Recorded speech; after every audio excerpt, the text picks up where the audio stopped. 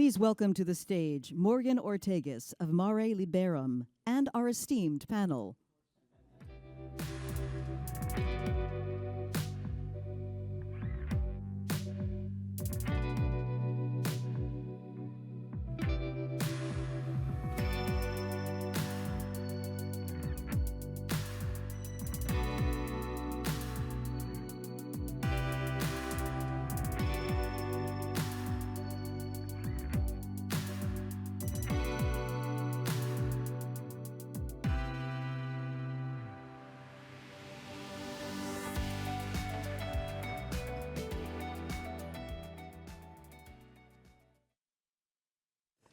Okay, we're going to jump right into it. Good afternoon, Miami.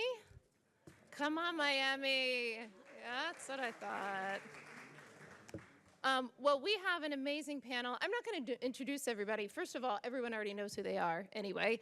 But I see my role as a moderator to get debate and discussion going. We're talking about something incredibly important today, which is the rule of law in Latin America, how we balance national security priorities with human rights priorities.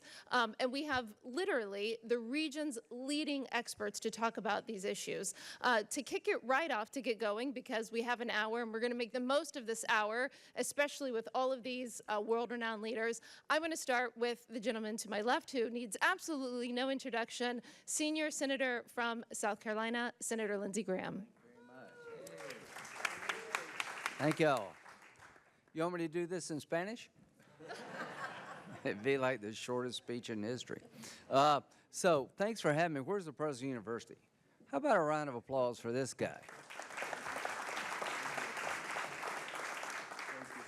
Good luck in football, sort of.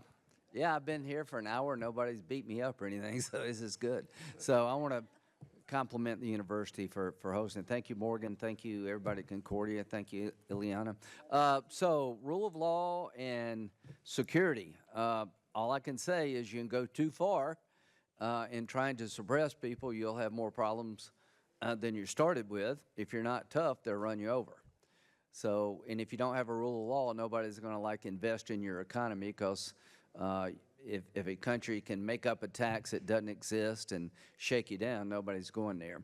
So it's the foundation, really, of everything that makes society worth living in. Without the rule of law, you get your own militia. Why is the Mideast so screwed up? Nobody trusts the government. Nobody trusts the cops. It's probably true in other parts of the world. But what I want to say here is that I spend a lot of time in the Mideast for a reason, because that's where everybody's blowing each other up all the time. I don't spend enough time in our backyard. And when I mention Central and South America, Latin America, nobody gets overly excited one way or the other. They think about problems with immigration.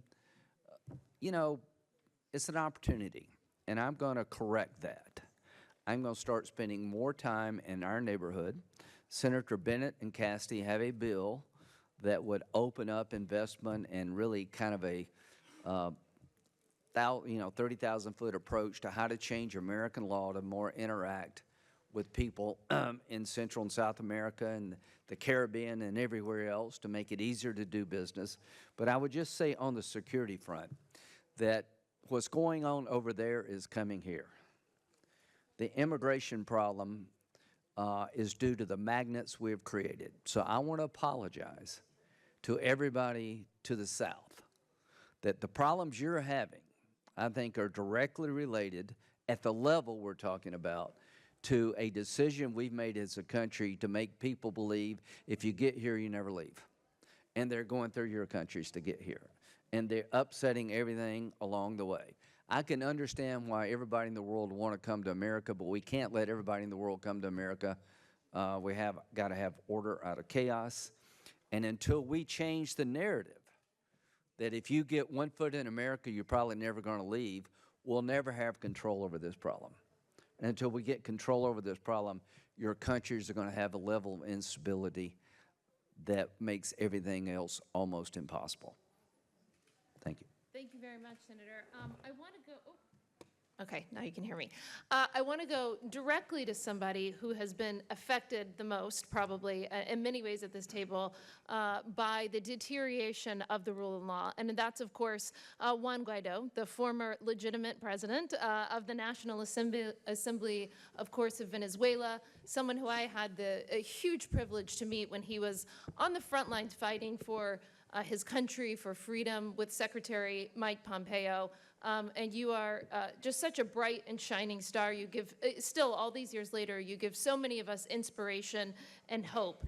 We know that you, of course, participated in Operation Freedom, the uprising against the Maduro regime, which regrettably did not prevail. Do you think that there is any hope, and I'm sure you do have some hope for us, for how we can return economic prosperity to Venezuela and how we can also return true democracy and freedom for the Venezuelan people? Gracias, Morgan. Voy a hacerlo en español. Además, estamos en Miami. A ver, el senador Graham acaba de hablar de algo central, rule of law, el Estado de Derecho. El deterioro de la democracia en Venezuela vino directamente ligado a la toma de las instituciones, del acabar el sistema de justicia, la economía, evidentemente, que impactó precisamente en la migración, la persecución. And this led to persecution and therefore migration, which is a central element of the rule of law. Impunity. This is what prevails, and it is closely related also when you get a deterioration of the rule of law, you get poverty, and it promotes, and then it leads to migration, and this promotes disorder in the region. And I say that because there is impunity to the behavior of this type of regime. We don't have rule of law in Venezuela, we don't have rule of law in Nicaragua and in Cuba, but you know what is worse, to allow these regimes to continue acting like this with impunity, thus deteriorating ultimately democracy. When Nicolas Maduro sees that Daniel Ortega puts in prisons 7 dissidents, pre-candidates, the incentive he has is that to detain the presidential candidates. And the same thing as you have seen in Belarus, Russia, and, well, everything that we have seen with the propaganda of China. Because this propaganda is not only related to what we have heard about cultural appropriation, which threatens the idea of democracy and is based specifically in the permissivity with which a dictatorship freely associates with organized crime. For example, what happens in Venezuela with gold, or the dissident groups from FARC or Hamas acting in Venezuelan territory. This is basically related to the incentives we see for this type of regimes, because it's 17 years in which no pro-democracy movement in the world has managed to recover democracy. We have today a candidate, despite all the risks and threats that is threatening the life, this regime of everyone. Like, for example, today, when 1 year have been forced to flee from my country, together with Fabiana, who with our 2 daughters crossed the river with many obstacles to be able to be here, to have the opportunities to recover the rule of law in our country, and to see if we can get the means to put a halt to this type of regimes that have that are threatening the region, that are creating instability in the region.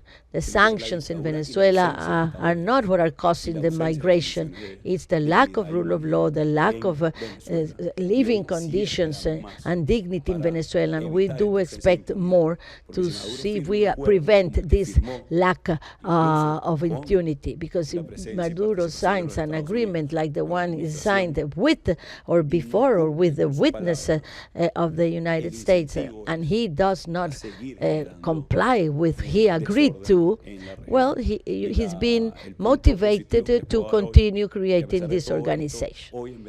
The positive that I can mention today is that today we have an alternative that has been unified, despite there is no rule of law threatening the life of the candidate or the leader, Maria Corina Machado. Well, or even, you see, they just, if you remember the case of the Chilean lieutenant that was murdered in Chile, and allegedly there is the participation of Miraflores, the government or the regime in this case.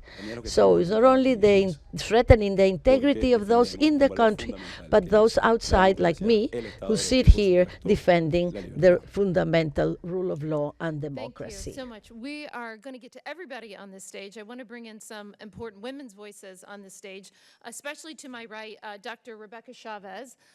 You just finished being Deputy Assistant Secretary of Defense for Western Hemisphere Affairs. Incredibly important position in the Pentagon. I know you were working on some of the very issues that Juan Guaido was just talking about. Can you give us your thoughts of how the United States and Latin American countries can greater increase their defense ties as we work on issues together like the rule of law and national security? There we go. Thank you, Morgan, and thank you for your comments about Venezuela and about the importance of the rule of law.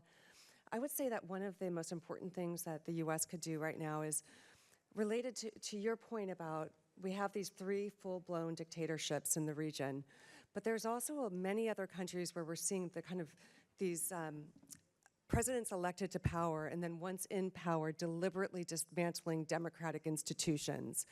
And I think we need to have a response to this. We need to have some sort of early warning system because it's no longer in the past. It was the threat of a military coup where it happened almost overnight.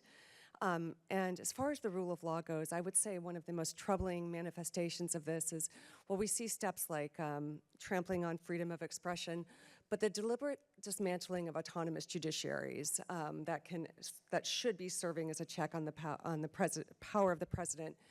And the last thing I'll say about this, it's important to note that these sort of, I wouldn't even say democratic backsliding because I think it's more a deterioration of democracy because not all countries in the region started at the same point as far as how consolidated their democracies really were. So I think that it's important to note that this is coming from both the left and the right in the region. So it's not just, I mean, we see it in Mexico very clearly, but we also see it in countries like El Salvador, where Bukele ran for government, it was elected president by a majority, even though it's against the Constitution. And I would say it's also important to note that he is wildly popular and his security policies are clear violations of democracy, the rule of law, really basic human rights.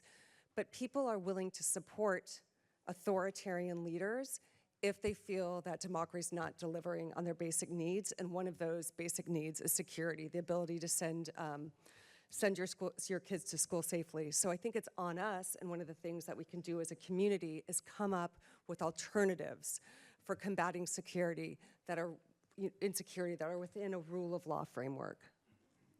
Thank you. Thank you, Doctor. I have to bring in the Grand Dame of Miami and the Grand Dame of Latin America, of course, Congresswoman Ileana Ros-Lehtinen. You know, it's interesting what she was talking about. We have these discussions about democracy versus autocracy around the world. And I think One of the things that I want your opinion may have been a big change since you left Congress is the influence of the Chinese Communist Party in Latin America, and what I would judge to be very nefarious ways. Can you speak a little bit more about the Chinese Communist Party presence, and is it affecting democracy and rule of law, especially with what Dr. Chavez just spoke on? Well, Dr. Chavez was right about this this problem with autocracy and the strong arm, and it is troublesome. But Carlos Gimenez is really the person who can better answer this question, because he is on that committee where it's very important. This select committee on China, Morgan, and as Lindsey knows, is not just on China, it's on the Chinese Communist Party. And we see the influence of China and Russia, nefarious actors throughout Latin America. There is very little exception where you could say, well, no, they have not touched there. Russia's influence in Nicaragua is astounding. And China sees an opening in Latin America, and you can see them getting their nose in the tent, and it's not going to go our way. And I'm gonna cede my time to Carlos, because he knows this very well, having been a wonderful leader in that committee. And it's a shame that the great chairman, Mike Gallagher, after assuming chairmanship, is going to no longer be in Congress. So we're glad that wonderful leaders like Lindsey Graham stay there, and we don't want them to ever leave. But it's a shame that great leaders like Chairman Gallagher, who sees the threat of China in Latin America, has chosen to leave Congress. But Carlos, I'm going to usurp Morgan's role. Yeah. Tell us about that committee that is a unifying committee that's brought Republicans and Democrats together, the only committee that's been able to do that. I told you she's the grande dame of Miami. Thank you, Grand Dame, for ceding some time. But the threat of China in our hemisphere is very real. And before I go there, I'll say one thing, that we are really going to miss Mike Gallagher. I think he's one of the most talented people in Congress, if not the most talented person that I've seen in Congress. And that China committee is really interesting in the fact that it is bipartisan. We're bipartisan, and we see the threat. We may not agree maybe on the solutions, but we do see the threat. So China in our hemisphere, and Senator, you're absolutely right. We need to start to pay attention to our neighbors. They're not our backyard. They're our neighbors. China and Russia are making incredible strides down in South America, Central America. Look, the Panama Canal, built by the United States. On both sides of the Panama Canal are ports controlled by Communist China. Down in Peru, they're building one of the largest ports in the Pacific, in South America, built by the Chinese. Who controls the electricity to Lima, Peru? It used to be two companies. Now it's two companies, both Chinese. So they're about to build another port in in Peru, and so they're going to go out for bids. Well, look, what's the big deal about the Chinese controlling the electricity? Well, hey, we'd like to have that contract, and if you don't, then we're going to raise the rates in Lima. And so they use all kinds of nefarious influence.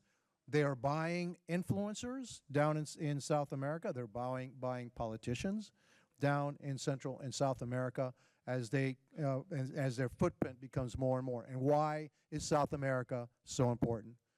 Because of the natural resources. 30% of China's food actually comes from Latin America. Nope. See, you didn't know that, right? Okay. China can't feed itself. It absolutely needs South America.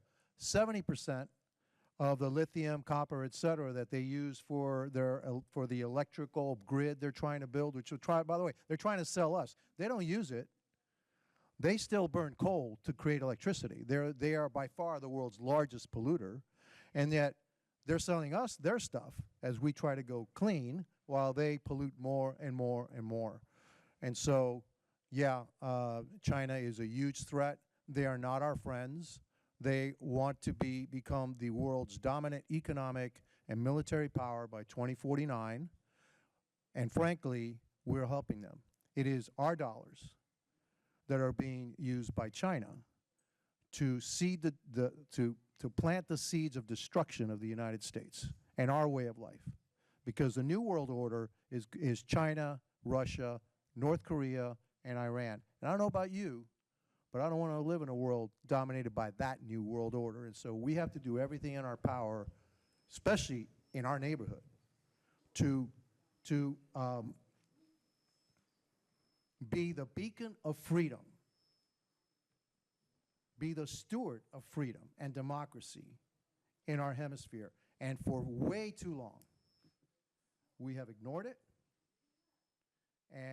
And the people of South America are suffering under totalitarian regimes because of the United States looking towards the east and towards the west and never looking in our own neighborhood.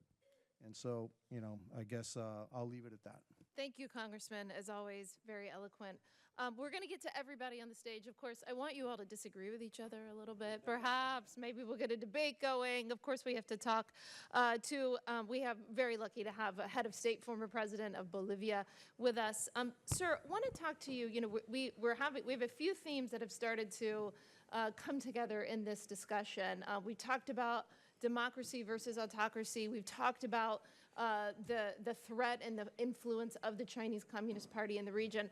I'm curious, during your presidency, how did you work with some of the international organizations like the IMF, the World Bank, OAS is represented here, and is there a role as we all try to continue to promote the rule of law and to promote transparency? What are the best practices in working with some of these international organizations? Thank you, Morgan. Thank you, Julio, our host here at beautiful University of Miami, the home team of the South America 30 and over soccer championship team. Messi, Suarez, you got everybody. We'll be here for the America's World Cup. And a pleasure to be here with everybody. And Senator Graham, Representative Gimenez, and Juan Guaido's Fabiana is her birthday, right? If you see his voice a little raspy, he's been singing at the karaoke for her happy birthday to Fabiana. Yes, a big hand for her. How did I work? I worked fine, but I want to concentrate, Morgan, in time is of the essence. I feel tempted to talk about lithium. My country has 25% of the world's lithium. We can have a nice debate. It is not my fault. China refines between 63 to 93% of the cobalt, nickel, manganese, graphite, and lithium is the tennis balls that goes back and forth between their rackets. Until you change that, China is going to continue to be the #1 trade partner for South America because we have a lot of energy, we have a lot of food, we had a lot of minerals, and Luis Alberto Lacalle Pou, 4th-generation right-wingers in Uruguay, is queued up to sign a free trade agreement with China because the U.S. is not open for business and neither is Europe. Such is how the cookie crumbles. I want to concentrate on the issue that is the most important right now for South America. It's rule of the law versus rule of the jungle. Security against criminality. Human rights against crimes against humanity. Democracy against autocracy. Freedom against tyranny. It all gets distilled and it comes down to one place. Sometimes in life, once in life, in one place, the direction of a hemisphere and the future of a country turns on what happens in a few weeks. And here we are. Kenny Loggins, this is it. Venezuela. Write it down. This is what's going to happen in the next few weeks because everything will hinge on that.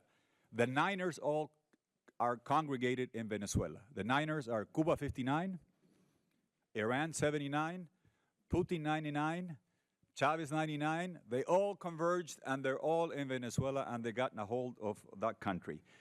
And we're going to decide between who, what, and how. I'm going to run through that very quickly. Who? Maduro.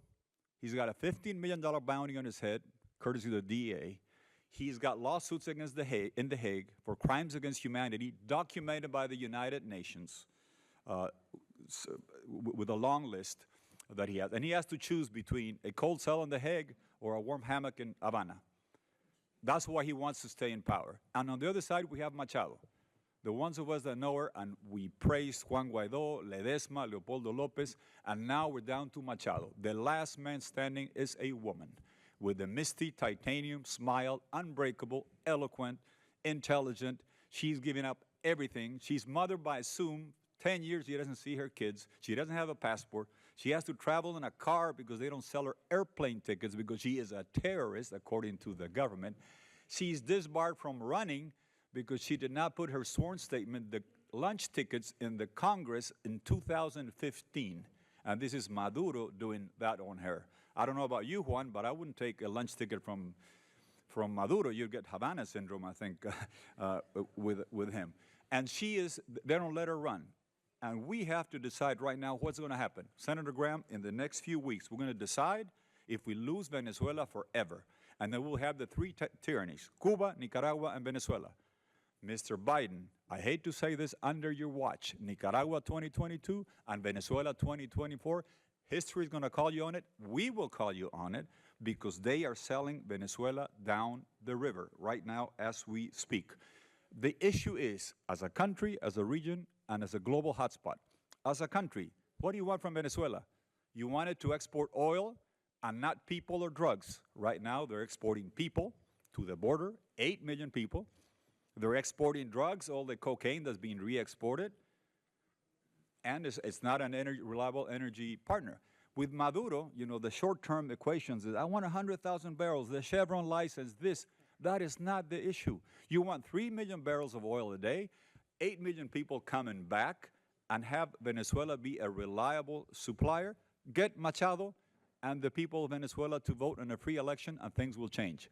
As a hemisphere, 9/11/2001, we signed a document. It'll be forever the second most relevant thing that happened that day. In Lima, Colin Powell was there. We said this region is democratic. We're not Asia. We're not Africa. We are all democratic. The exception was Cuba.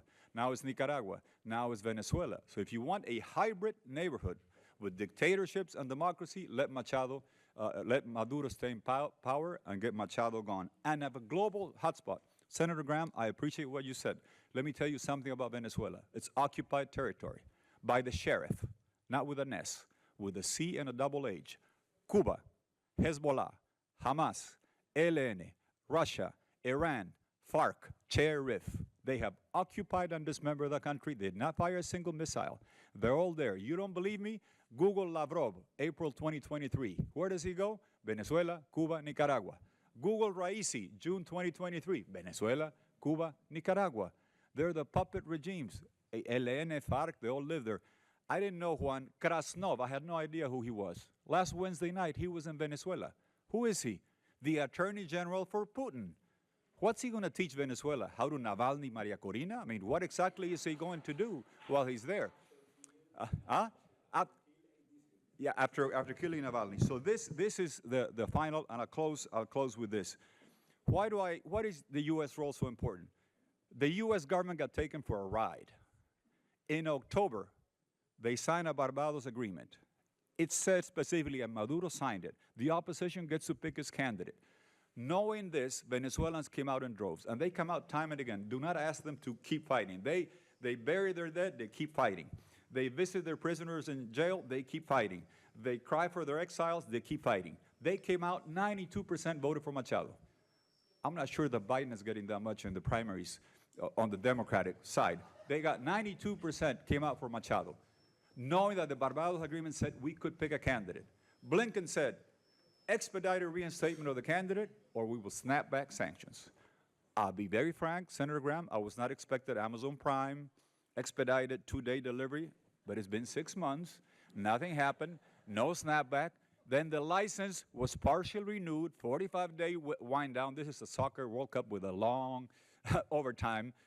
And then you can give particular licenses to them. They know how the game is going to be played. And here we are, and look where we are, Morgan. I'll close with this. We're down to the fact that Machado cannot run. She put her country over her candidacy. She beats Maduro 4-1, 5-1, 6-1. She said, okay, Corina Lloris, an academic, 80-year-old, beautiful, wonderful woman. We try to register her. No, you cannot register her. Now we have a diplomat, Edmundo. Todo el mundo con Edmundo. We're talking about the substitute of the one that should have been running.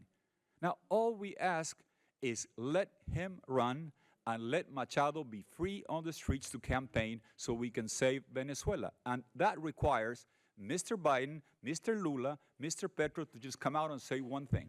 We're going to let Edmundo run, and we're going to let Machado be on the street to campaign to save Venezuela. That's all you have to do. We don't want you to help us. Just stop helping Maduro.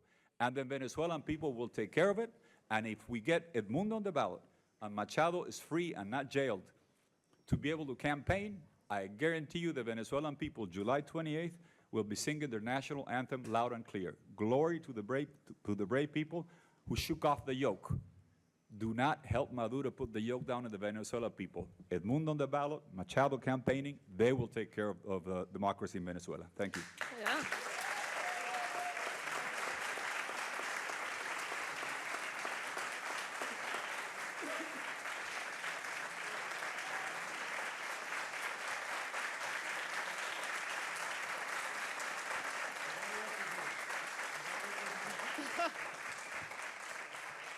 All the other politicians are getting nervous now. They're like, how do I beat that? Just kidding. That was amazing, Mr. President. I'm Jewish, but I wanted to say amen and hallelujah. Senator Graham wants to follow up. Yeah, it was very, very impressive. We have limited time. I'm not the president, but I'm willing to help. What would you recommend I do and my colleagues do? Can I say one thing quickly, Morgan? Yeah. Thank you, Senator Graham. We're here at the end of April.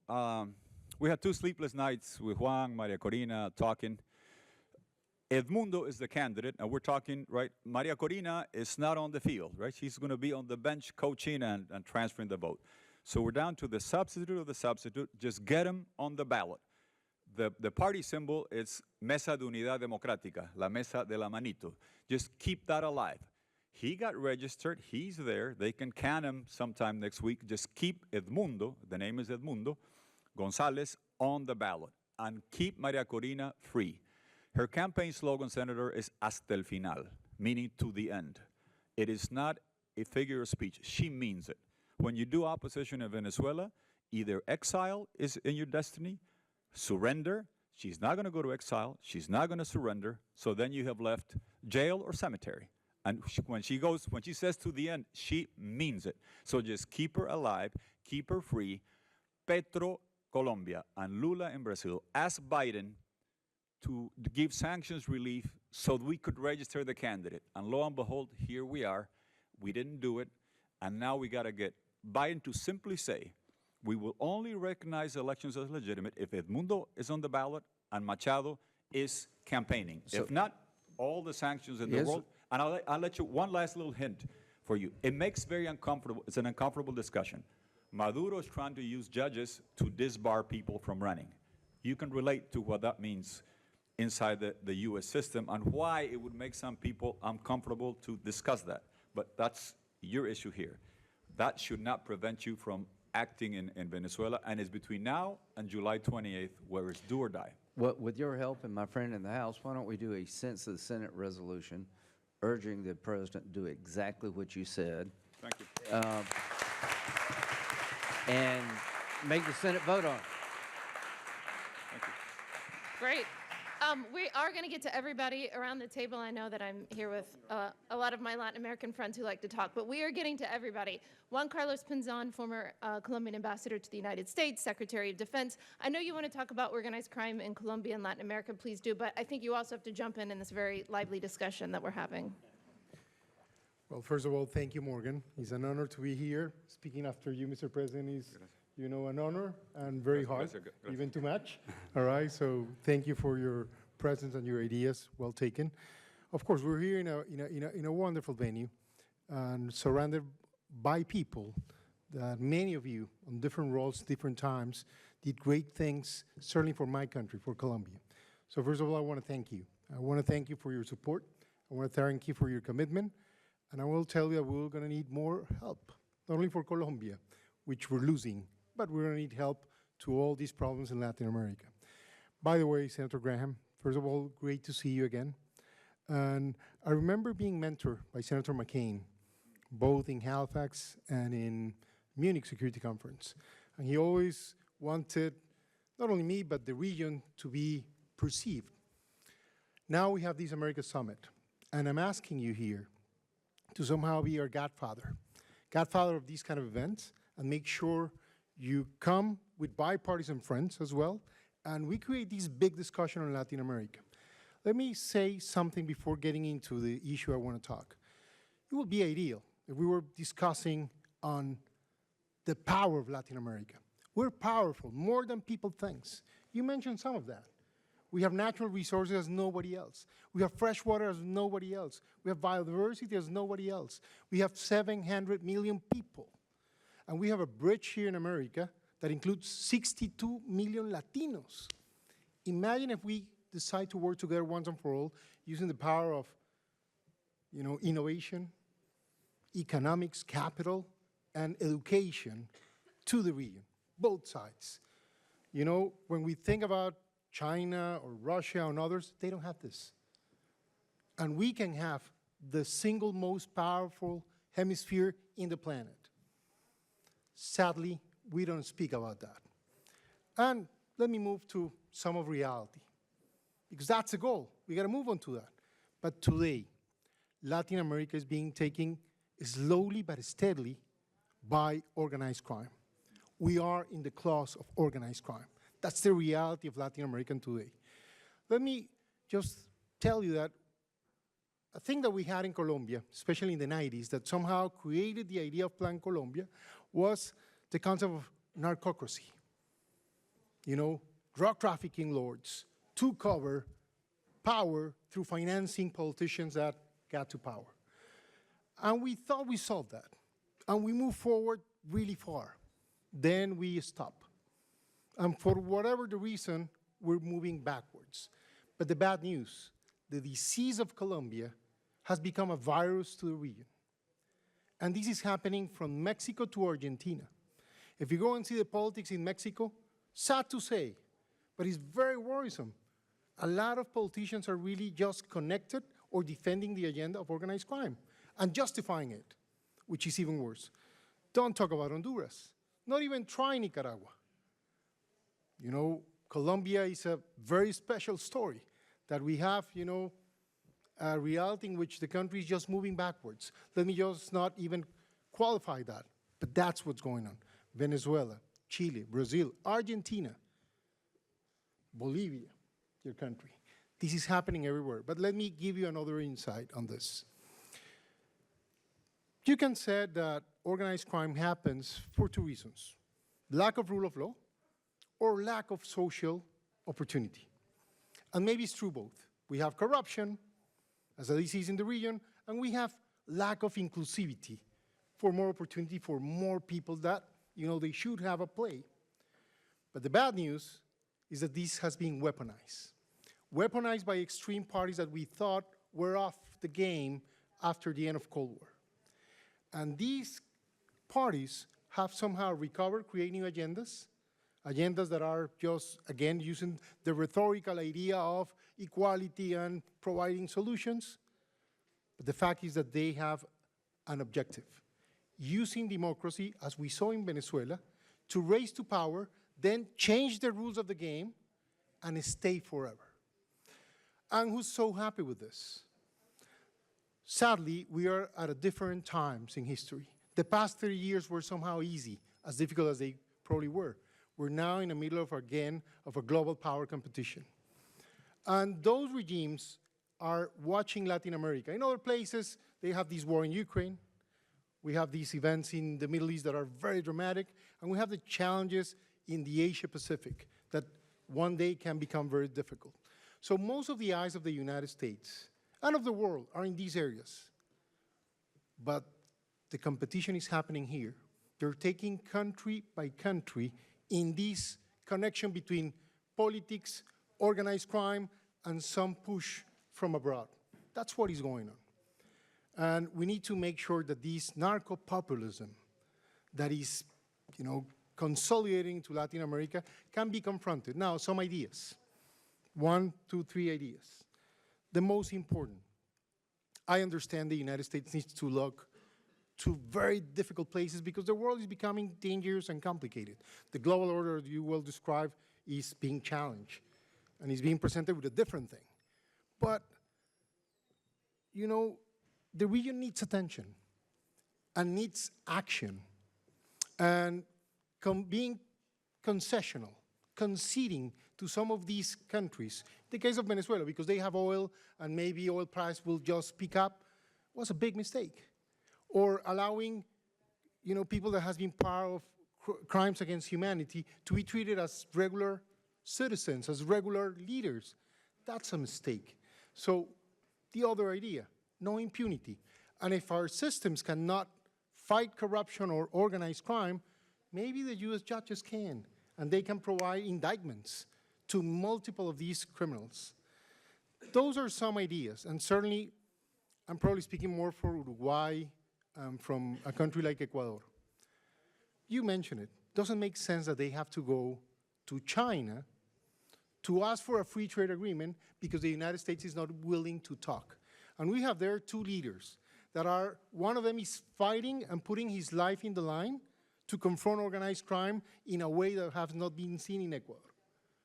And, you know, just support of, you know, good luck, you know, we're with you, we're sending some visitors, that's great. But this is about economics, social, and definitely security policies. And the thing in Uruguay, Uruguay is very clear on its democratic values. They don't have an agreement with the US. So they have to look for other places. Those are cases that we need to just think and discuss. Thank you so much. Thank you so much.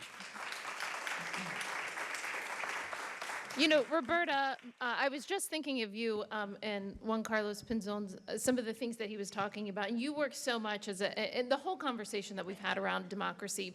You literally work on digital democracy and disinformation, information security. This is the biggest part of discussions, not just here, but around the world as it relates to elections. So what are you doing on that front, and how can we better have information security for our election process throughout Latin America? Sure. Well, thank you so much. It's great to be here with everyone. At DDIA, we're essentially trying to understand and measure the impact of online harms on Latino communities. Until now, a lot of work has been done around this, mainly focused on content, narrative analysis, but essentially, as we know, anything that you look for on the internet, you're likely to find. And so we're trying to understand at what scale are those online harms actually impacting people's behaviors, not even just their beliefs, but the actual outcomes of those beliefs. And then how can we actually then experiment with addressing some of the core issues that I know Ambassador Pinzón mentioned, but in our case, the psychological, social, media consumption drivers of why people engage with what they do on the internet. One of the biggest things that we're looking at, and disinformation is kind of a hot topic, as you all know, in Washington right now. One of the things that we're looking at is who are the people that actually see and believe disinformation? What characteristics do they have in common? What do they share? Where are they consuming their information? And what we're trying to do really is get beyond the, is this a conversation between fact-checking or inoculation and pre-bunking? Because really all of the solutions apply, and they've all been shown to work effectively. We just don't know enough about the different groups of people that are at the different levels of the spectrum of belief. And so a person, and we've done some polling around this, a person that believes 1 in 16 false narratives may need a fact check. A person that believes 12 of the 16 does not need a fact check. That won't work on them. They might need some depolarization exercises. Maybe they need to meet some people from the other side of the aisle every once in a while, get out of their WhatsApp groups with family and friends where they have to kind of verify information in real time. Our research has also shown, and we did this polling, we have some polling in the field right now. We did polling in 2022 just of Latino adults in the US. And what we found was that despite the headlines, the majority of people are not seeing or believing disinformation on the internet. And when they do, they're very, very highly skeptical of it. So the majority of people are definitely not gullible, they're not stupid.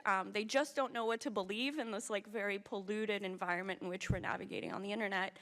The people, interestingly enough, and I would love to replicate this in our data, we'll know soon, but the people who were seeing higher levels of disinformation and believing higher levels of disinformation were not low education, low access to information voters. They actually tended to be, and this doesn't seem that surprising to me, they tended to be the people that had really high levels of political interest and political engagement. They showed conspiratorial tendencies, and they tended to consume very hyper-partisan media and information. And so we're also looking at places like YouTube, where 47% of Latinos in the US are there for news and information on a typical week. They're consuming what we would call infotainment, information entertainment. They trust the influencers, the infotainers, the shows. They're maybe watching 4 channels, and that's all that they watch for news and information.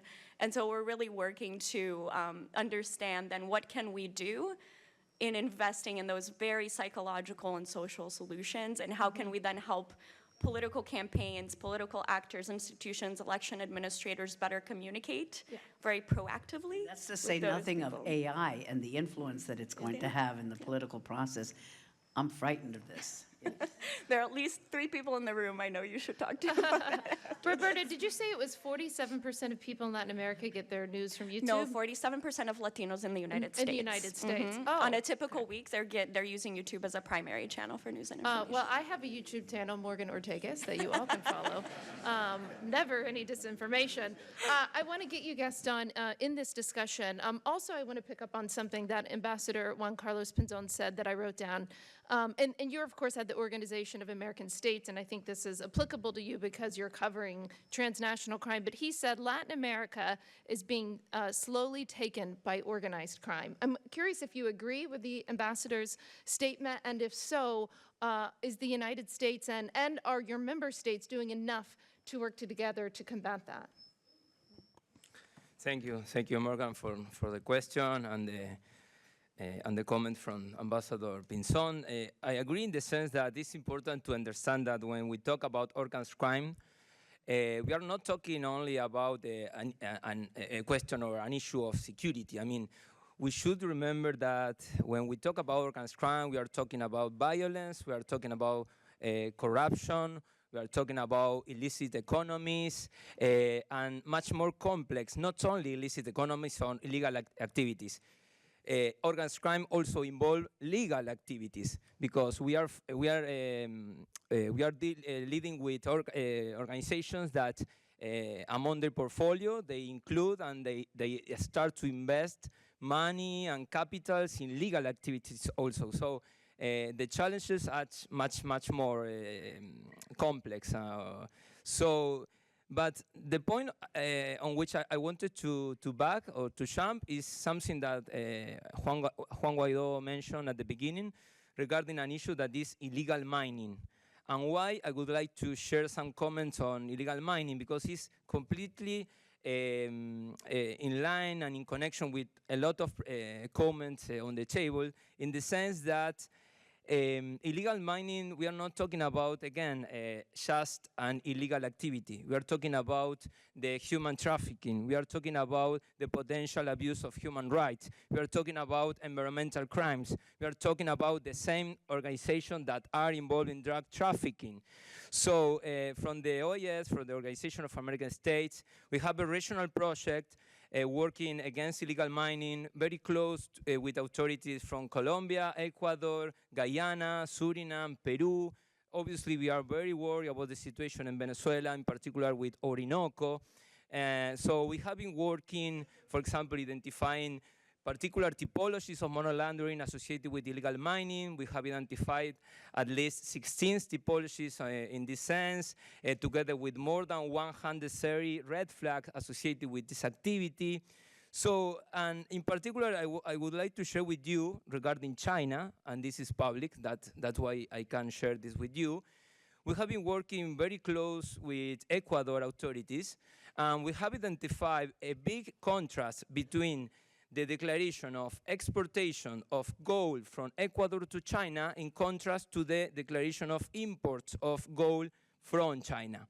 So this has been something very important and useful to promote the public discussion about what is doing China with their investment, what about the regulation, what about how many controls they are really respecting, what about we are talking about the natural resource from Ecuador. So it's important to talk about the external actors across our Americas and with particular issues such as illegal mining.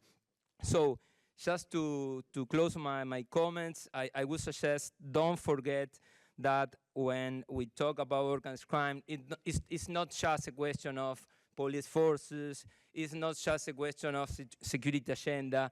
At the end of the day, it's a question of the institutions, democracy, the respect of the law, and all the highly potential of corruption among all our institutions, all the sector of security, justice, and the political system themselves. So that's why organized crime is indeed a priority for the region and should be considered in this sense. Thank you. Thank you so much, Gastón. We have two more people to get to for their first time to speak, and then we're going to hopefully have time to have Congresswoman Ros-Lehtinen and Senator Graham do a closing for us of their thoughts. I'm going to go quickly to Manuel Castro, who's a commissioner in the mayor's office in New York City. He's the commissioner of immigrant affairs. You have a wonderful life story, which I think would be great for you to share with everyone that leads to your role. But, you know, you're the mayor and your office, you've been in the headlines a lot for the past 6 months, and you clearly have had many challenges in New York City. I want you to sort of separate fact from fiction for us, and how is New York City handling what the mayor has termed an immigrant crisis? How do you balance the influx with the need to take care of immigrants, especially in a city like New York that's built on immigrants? Yeah, thank you so much. I'm Manuel Castro, and I want to thank Concordia for inviting me to participate in this distinguished panel. I do have to say and share my story. I myself am an immigrant. I crossed the border with my mother when I was 5 years old, and I grew up undocumented in New York City. I grew up a dreamer. And because of the opportunities afforded to me, I am now serving as commissioner in New York City, a city that is certainly thriving, a city that is still the largest and safest city, the largest, safest city in the country, and home to 3.2 million immigrants. And we're very proud of that. And we continue to receive asylum seekers in our city over the last 18 months, approximately 200,000 asylum seekers from primarily Venezuela and other parts of Latin America, but from really all over the world. And as the mayor mentioned earlier today, our advocacy and our biggest challenge in New York is the lack of expedited work authorization. That is what we have been advocating for. It would be a game changer for us, for asylum seekers to be able to work as soon as they arrive.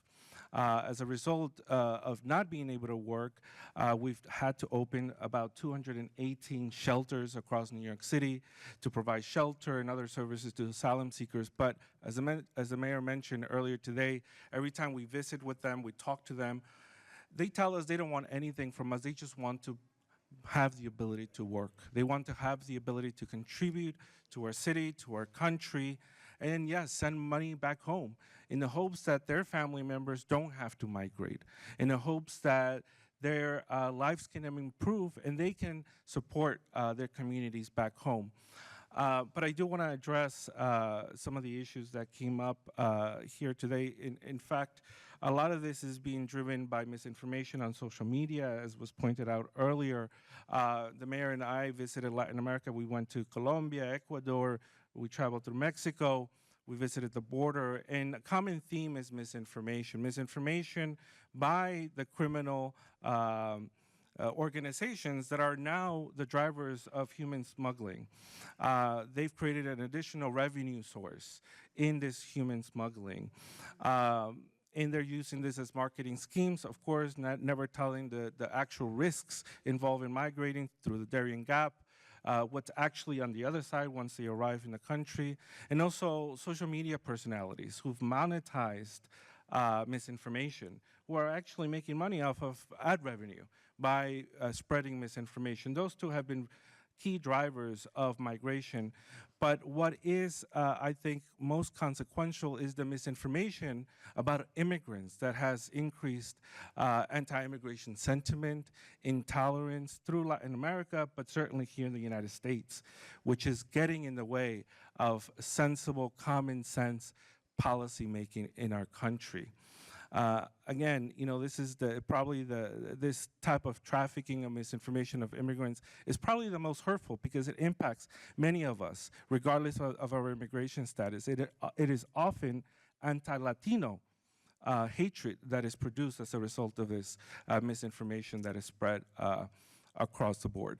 I just want to thank former President Duque, who I met with earlier today. I think he showed a lot of courage in regularizing the million Venezuelans that migrated to their country despite opposition, and we've shown positive results as a result of this action. So thank you to former President, and thank you to all of you who continue to advocate for immigrant communities. Do you have a quick follow-up? Yeah, just a brief comment. First, it would be great if Manuel would be in his own country of origin, working hard as he is for New York now. But my point is, if we were to have prosperity and security in Latin America, instead of organized crime taking, we will have a lot less migrants. The reason why millions of people are coming from Venezuela, Colombia, Ecuador, Honduras, Haiti, Cuba, is because, you know, they don't have a chance to live there. You know, there are governments that are going after them. There are governments that are not designing policies to create prosperity and economic future, and in consequence, people doesn't have a future, so they come to America. And of course, now my point as a Latin American, you know, the great majority, I would say 99% of those Latin Americans are coming here to work, to be good citizens, and are family people. So they want to be good people here. And that's the other part of the story. But if we want to hold migration, let's make sure we save the region from the problems that we're discussing today, including organized crime. Dr. Chavez, did you have a quick follow-up? No, I just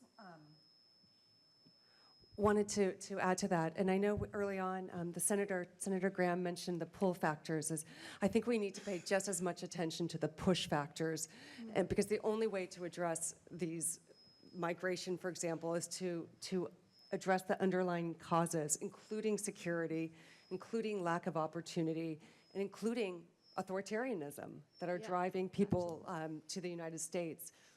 And Mr. Dr. Castro? Chavez, Yeah, yes. And actually, really, to your point, it's important to understand that one of the biggest drivers of criminality is the illegal trafficking of guns to Latin America, which fuels criminality and fuels migration to the north. I speak with asylum seekers often that point that fear of violence, criminality as a result of gun violence in their communities. It's why they decide to migrate and on our end apply for asylum seeking asylum as a result.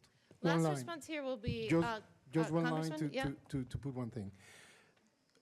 As migration happening, criminals are taking advantage of that as well. And Tren de Aragua has come to the US and has come to New York.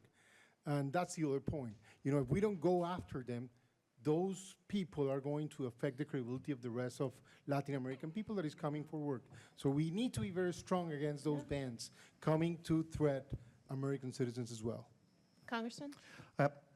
Two things. Number one, because of our border policy, we have allowed these criminal organizations to make billions of dollars.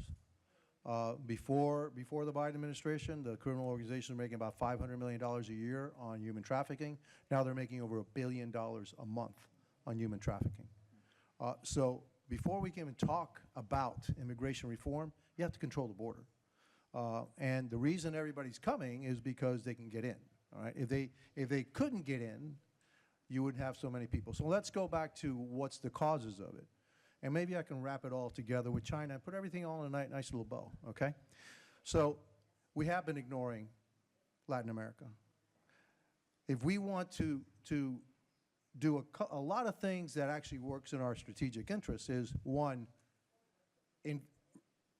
incentivize onshoring of those industries that are now overseas and nearshoring. And when I say nearshoring is that those jobs that are currently in China or somewhere else in the Far East could be done right here in the United States or in Central and South America. And if you do that, and if we actually do that, then we improve the conditions in those countries so the people, the folks won't want to immigrate. Because you know what? Nobody wants to leave their home country. They love their country, you know? I'm here because my parents brought me here.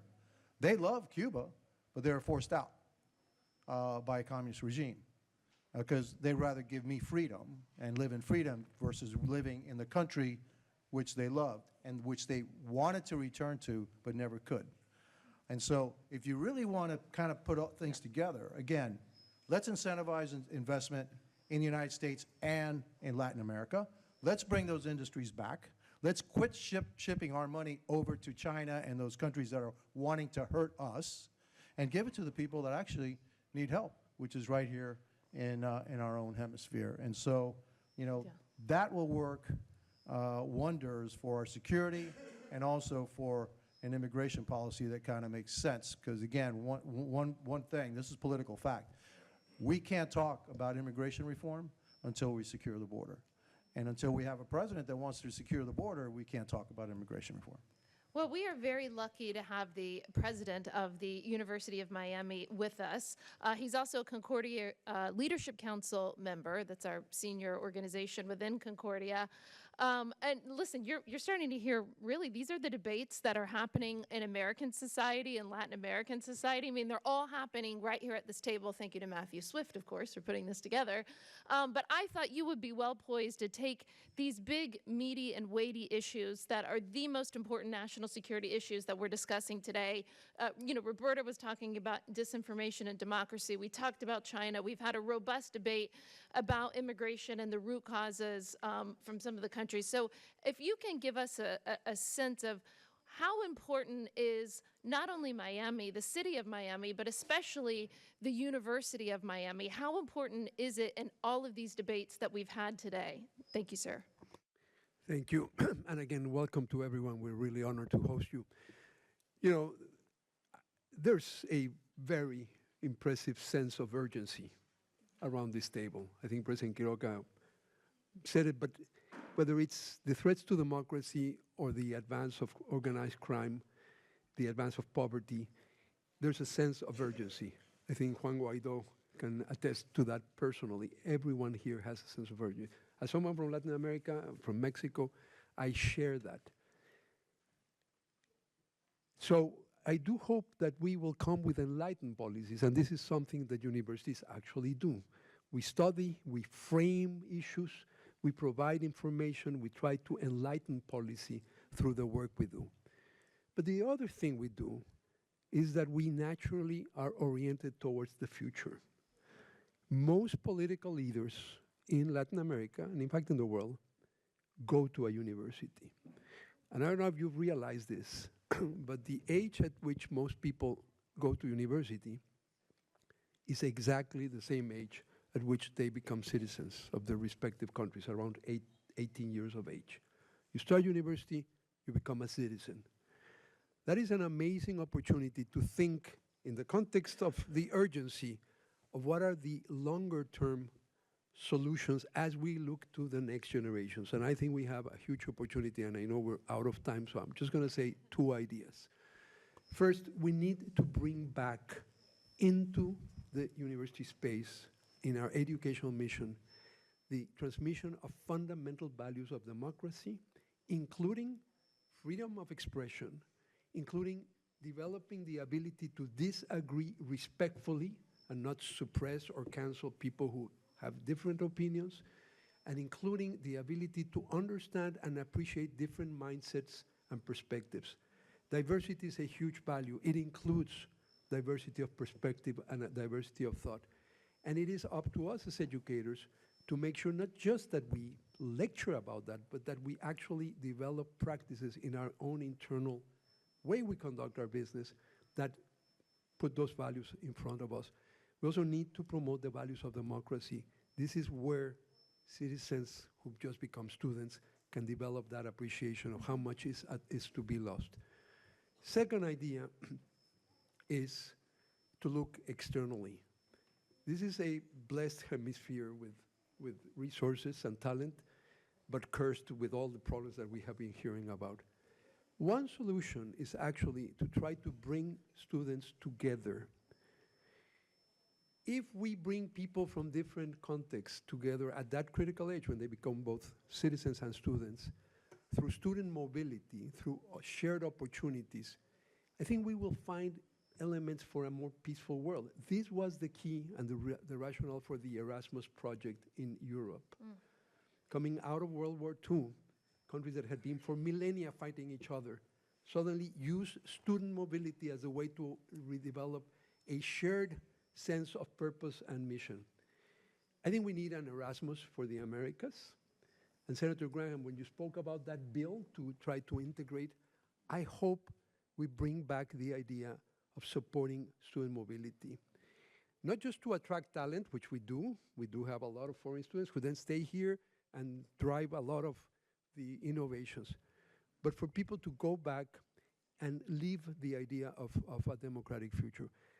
Our business is in the future, it's in building bridges to future generations, and I think taking people at that critical age and instilling the values of democracy and finding how much more we have in common than we have that is different, I think that's where probably we will find not the urgent solutions of today, but the sustainable solutions of the future.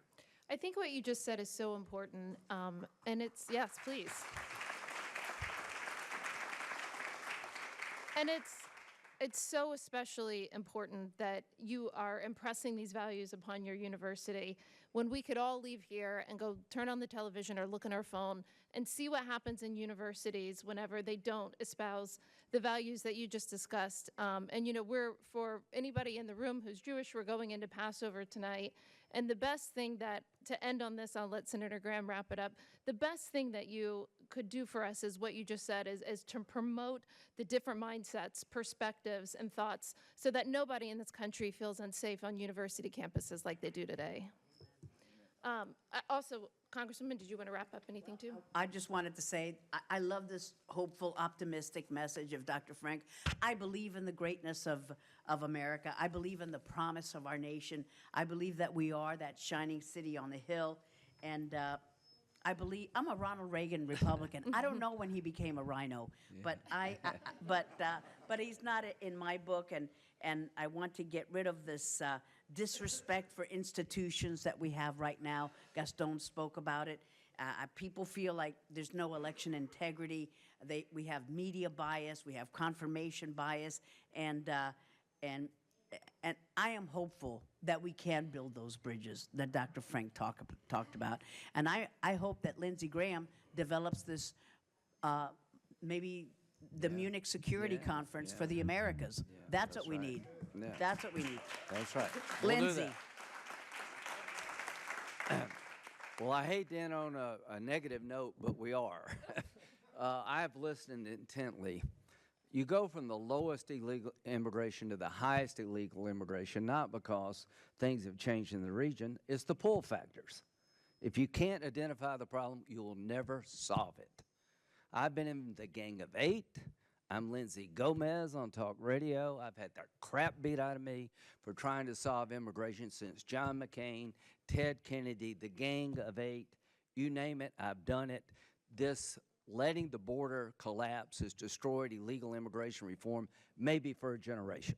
So that's the consequences of having the border broken. You've destroyed the ability to fix this problem for a generation if we don't first secure the border.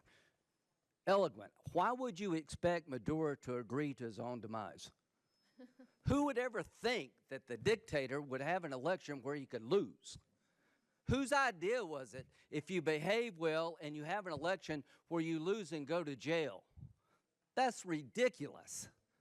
First, you got to know who you're dealing with, all right? I want to push Venezuela to be better, but you got to stay on this guy's neck. To expect him to have an election where he loses without tremendous pushback from us is silly and stupid. Now, as to the Munich Security Conference, Singapore Security Conference, they work for the regions. We need one for this part of the world, and I want it to be in Miami, and I want it to start this year.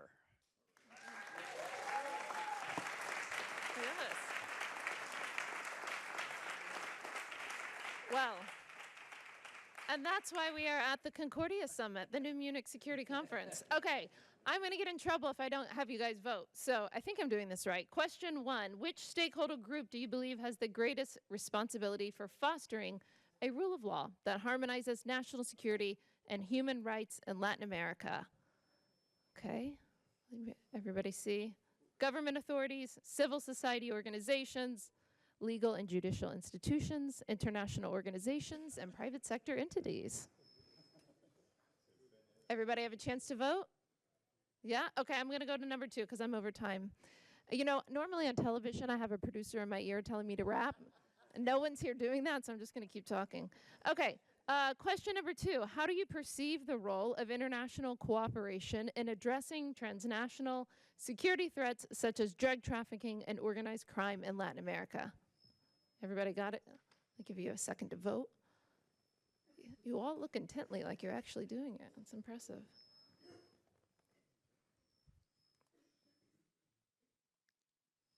Okay, final one. Considering recent advancements in technology and AI, how optimistic are you about their potential to enhance security while protecting human rights in Latin America? We need a button for, we'll do whatever Roberta Braga tells us to do. Okay, I'll let you all keep voting. Listen, this has been an amazing conversation. I hope this was recorded because I want to go back and listen to it again. It needs to be broadcast. We'll see. If Lindsey Graham had anything to do with it, this was recorded. Listen, for safety reasons, we do ask all of the panelists, we're going to exit the stage. We do have the final panel today. We have Senator Dodd coming in. So if you can remain seated, we are going to conclude this panel. And panelists, if you can exit with me off stage, and then we will have the final conference for today. Thank you so much for letting me be your moderator. I hope you enjoyed this panel.